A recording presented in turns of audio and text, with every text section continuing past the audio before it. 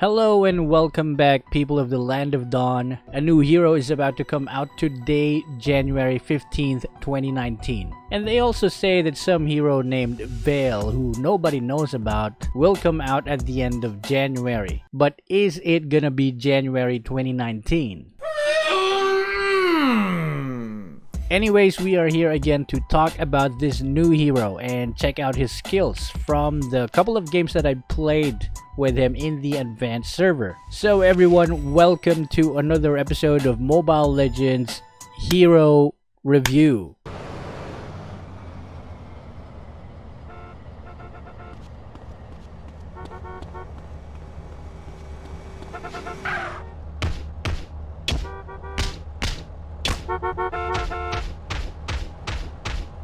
Badang is an almighty fighter that has the hair of a Final Fantasy character and the arms of a Winter Soldier. He excels in both ranged combat and close combat fighting. He brings to his team a combination of burst, sustained damage, plus sufficient amount of crowd control or CC.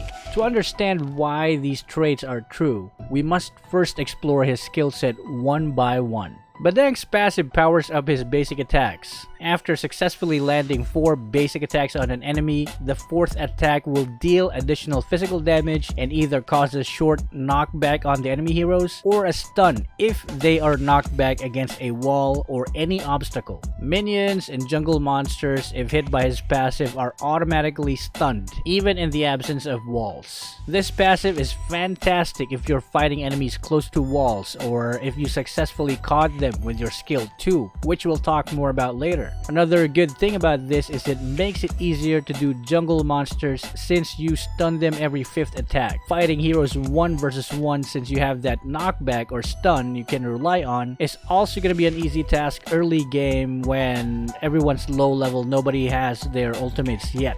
And another thing about his passive that might not be noticeable at all is it has a very short gap closer or dash effect when you do your 5th attack. It lets you go through walls and successfully catch up with enemies, just like Alucard's passive. The only thing you have to worry about this passive in your first few games while learning Badang is accidentally getting into enemy tower range or getting out of position when the passive triggers. Because like I said, it has this short dash that you have to be aware of. Badang's skill 1 is punching the air so hard that you deal damage with it in a line.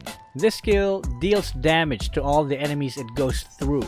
It also slows them down, and it also is treated as a basic attack. This means that using the skill helps you build up the stacks on your passive to release an empowered 5th attack. But no, Skill 1 does not trigger your passive at all if you use it as a 5th attack. Another special effect of this skill lets you do additional bonus damage to enemies if your air punch goes through obstacles or walls, and if the enemies are close to these walls that you hit with your skill 1. Endless Battle is one of the items that I really recommend with this skill because it lets you deal the skill's damage when you press the skill 1, and at the same time, the true damage will also trigger. Because Badang's skill 1 is a combination of skill and a basic attack. A 4-second cooldown at level 15 with 40% cooldown reduction isn't so bad. It's a ranged true damage if you get Endless Battle.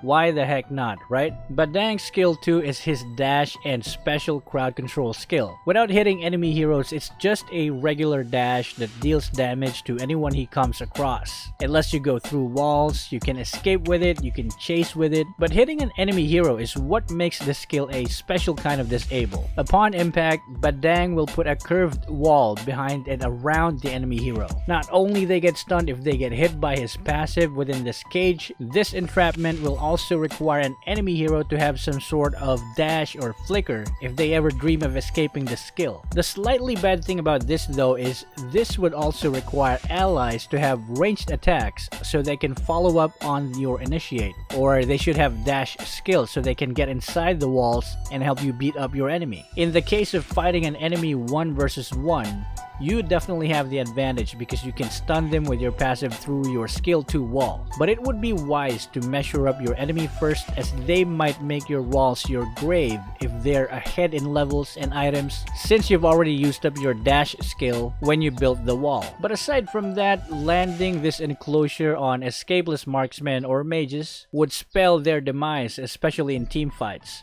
Nobody can help them and they can't escape your fury. Skill 3 is Badang's ultimate. It is him standing in place and throwing hundreds of air punches in front of him, dealing multiple damage to everyone in the area. This does not provide stacks for your passive, but it triggers item effects for basic attacks like Demon Hunter Sword's passive. Per hit, any movement or usage of other skills will cancel the ultimate, but battle spells won't. Flicker is going to be a no-brainer since it lets you reposition your ultimate without stopping the barrage of punches, as enemies might just get out of your range while you're punching the air. Getting enemies caged with your skill 2 or hitting them while they're close to walls also trigger explosions that will deal additional damage. And for a few seconds while Badang is letting his fists fly, he also gets a substantial amount of shield based on your physical attack. This shield makes you immune to any kind of slows or stuns, making the skill also double up as a survival skill or to dodge a crowd control effect. Imagine using this skill and having some sort of lifesteal item that gives you HP during your ultimate as you clobber your enemies, while also having a shield that prevents any HP loss. And at the same time, you are immune to stuns, so your life stealing, damage dealing doesn't get interrupted. Yes, this is a perfect skill, but the only flaw that I see, and I already mentioned, is Badang would have to stand still after pressing the skill. And if the enemies just walk away with your ultimate or dash out of it, they won't be taking any more damage. But hey, Flicker for the win, right?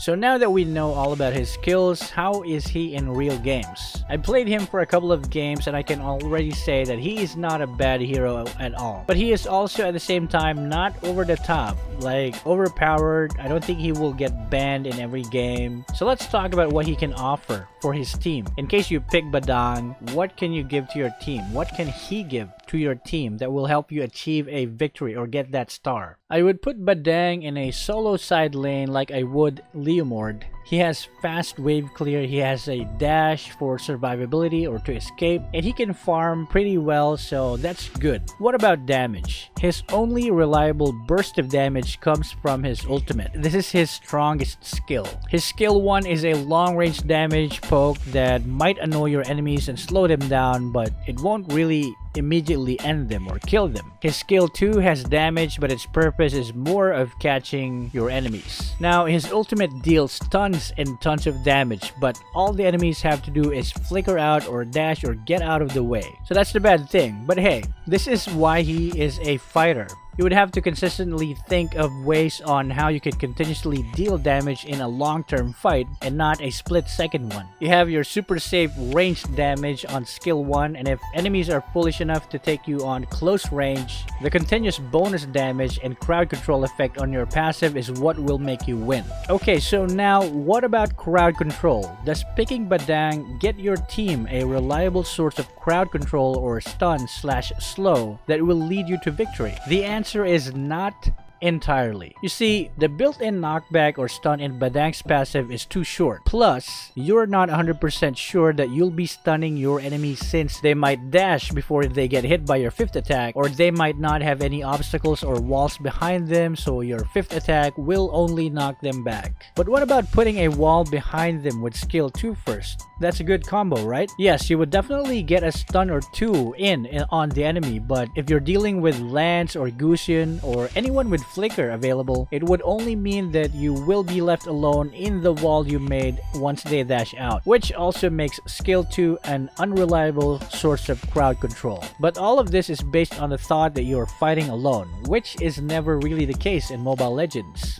So you just have to make sure that you have an ally with you to take advantage or follow up your short-lived stuns and entrapments, and it will all be fine. His cooldowns are a bit average, having 4-second cooldown on skill 1, 8-second cooldown on skill 2, and a 17-second cooldown on skill 3 at hero level 15, and 40% cooldown reduction. So he's not really a skill spammy hero, but his cooldowns are enough to be relevant in team fights and be used multiple times. All in all, I think Badang is a hero anyone would want to master. He is not someone you'd find simple to use at first, but the fun factor would have you play him over and over again until you get better and better. I see him as a hero that would be really fun to watch and would amaze allies and enemies alike once the user or you have mastered his combos, the timing of his skills, his entry to a team fight, and his graceful exit after laying waste to all of his enemies. I rate this hero a bro fist because that's all he ever wanted to do. A bro fist with his enemies. Is that too much to ask?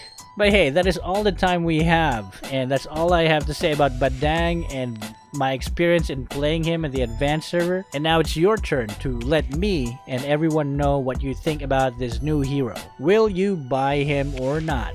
Do you have any additional tips that can help everyone in this community? Please do let us know. And again, I thank you for watching this episode of Hero Review. My name is Shinmen Takizo, and I'll see you guys in the next video. Peace.